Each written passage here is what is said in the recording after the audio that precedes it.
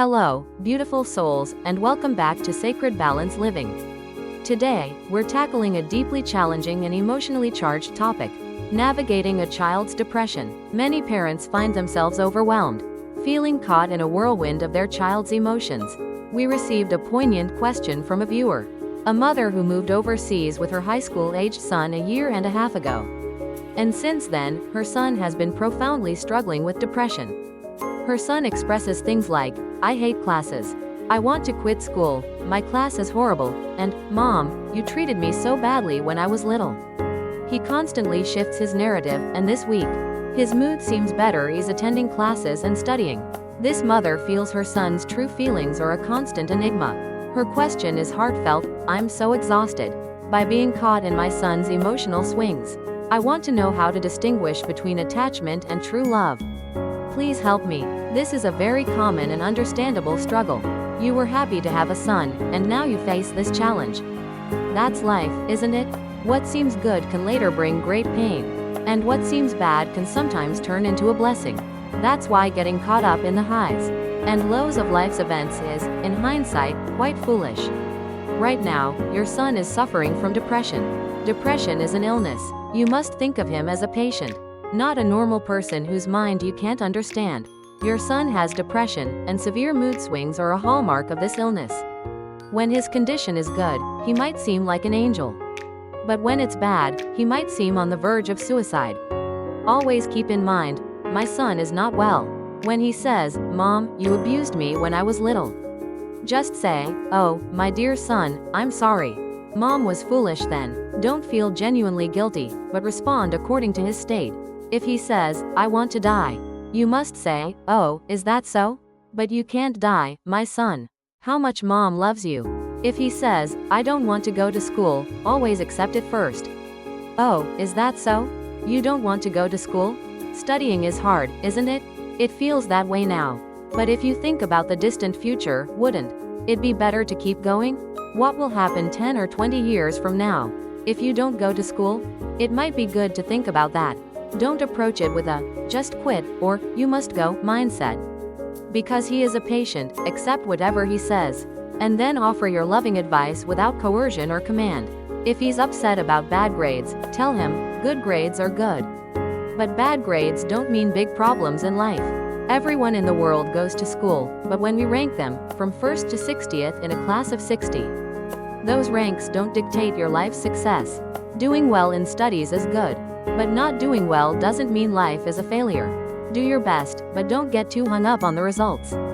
Thinking that your son must do well in school and reacting more intensely than he does to bad grades is foolish.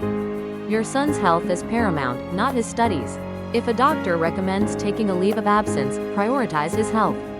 Your role is not to cure him, the doctor cures, you care.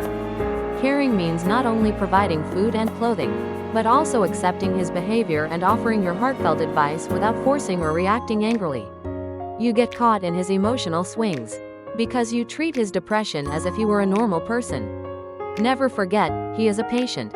Every morning during your prayers, remind yourself, my son is a patient. If you don't forget this, it won't be a big problem. You can't be an expert on his symptoms, just remember, he is a patient. If he had a broken arm or leg, you would naturally treat him as a patient. But because mental illness is invisible, and his body looks normal, you mistakenly treat him as normal, and you try to argue with his words and actions. You can't argue with his words and actions, because they are symptoms of an illness. Just observe, his mind is like that today. He doesn't want to study today. He's feeling a bit better today. His ups and downs are normal for his condition. If your son is in a good mood, and you're good, and if he's in a bad mood, and you're bad, then you are not fit to be a mother in this situation. Always observe his mood as it rises and falls. When his mood is down, comfort him.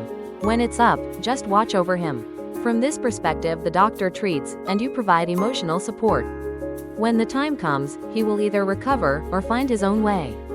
Or if his condition worsens, the doctor will hospitalize him. There is nothing you can do to control it. Thinking, "I wish it weren't so," doesn't change reality. You suffer because you think you can control what you cannot. It's not a big deal when viewed broadly. Your son is currently suffering from a mental health issue. That's the perspective to hold. As a mother of such a son, you also have the right to live happily. If you let yourself be consumed by your son's condition, your own life will vanish. So, your son is your son, but you must live happily. For you to live happily, you must see him as a patient. Mountains are mountains, and water is water. A patient is a patient. If you keep seeing a patient as a normal person, wishing he were normal, you are entering an illusion. Treating a patient is the doctor's job, not yours. If the doctor can't help, you must let go. You cannot approach this as if you can do what the doctor cannot. Even a patient has the right to be happy, right? Even a criminal has the right to be happy in his current state, whether it's a physical or mental disability. Your son has the right to be happy. His unhappiness often stems from the demands of normal relationships from parents or from the child themselves. He has the right to be happy even in his current state. Always remember this. You, as the parent of such a son, also have the right to be happy.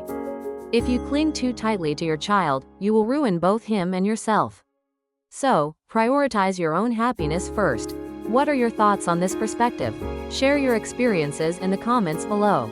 Don't forget to like this video, subscribe for more wisdom on sacred balance living.